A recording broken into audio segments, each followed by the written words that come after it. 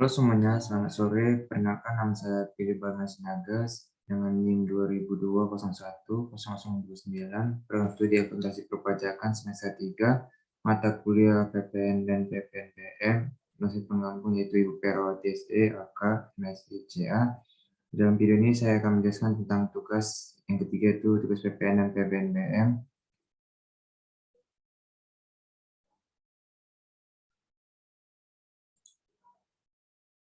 Di tugas itu mencari isu terbaru terkait peraturan PPN dalam 2 tahun terakhir dan dicoba analisis bagaimana dibandingkan dengan peraturan sebelumnya.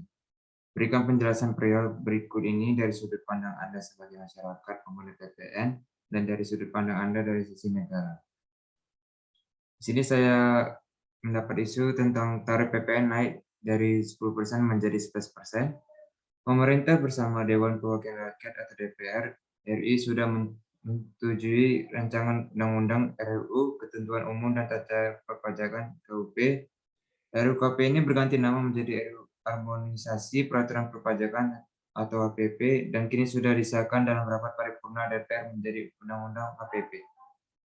Tarif PPN umum menjadi 11% dari sebelumnya 10%. Kenaikan ini mulai efektif berlaku 1 April 2002, PPN naik menjadi 11%. Tarif pun akan dinaikkan secara bertahap, berbalik dengan rencana awalnya, yakni kenaikan PPN langsung 20%. Dalam undang-undang menyebut tarif akan kembali naik menjadi 20% pada tahun 2025. Di sisi lain, pemerintah mulai menerapkan sistem multi tarif PPN dengan rentang sekitar 5% hingga 15%.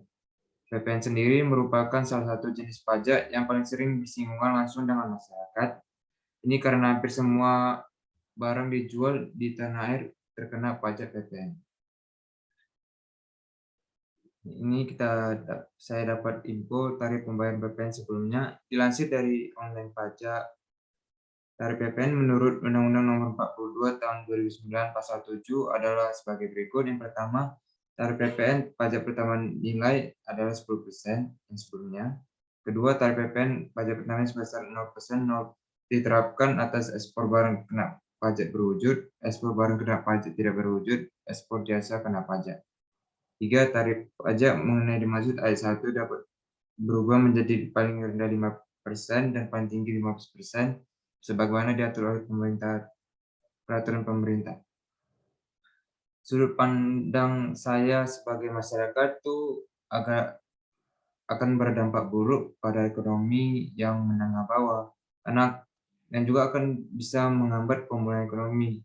Sebagai masyarakat saya itu pada ekonomi bawah itu akibatnya kesejahteraan makin rendah, kemiskinan naik, dan pengangguran semakin meningkat. Dari sudut pandang saya dari sisi negara itu, kenaikan PPN ini akan mendukung akselerasi peningkatan kesejahteraan, pemulihan ekonomi karena ada COVID-19 ini bisa menstabilkan ekonomi Indonesia, kapasitas dan efisiensi kinerja pemerintah, hingga dukungan publik terhadap pembangunan nasional. Karena di negara lain PPN itu rata-rata 15%. Kita tertinggal jauh dari negara lain. Terima kasih. Selanjutnya kita masuk ke sumber yang saya dapatkan dan video juga dari YouTube. Saya dapat dari CNBC Indonesia, disetujui DPR tarif PPN naik jadi 11% di 2022 dan 12% di 2025. Berikut kita dengar sekilas dari video tersebut. Pemerintah menaikkan tarif pajak pertambahan nilai yang saat ini ditetapkan sebesar 10% menjadi 11% dan mulai berlaku pada tanggal 1 April 2022 mendatang. Tarif PPN sebesar 11% ini akan berlaku sekitar 2 tahun dan kemudian dinaikkan lagi menjadi 12%. Kenaikan PPN menjadi 12% ini akan mulai berlaku di 1 Januari 2025. Artinya dengan kenaikan PPN ini, maka mulai tahun depan, barang yang dikonsumsi masyarakat berpotensi mengalami kenaikan harga.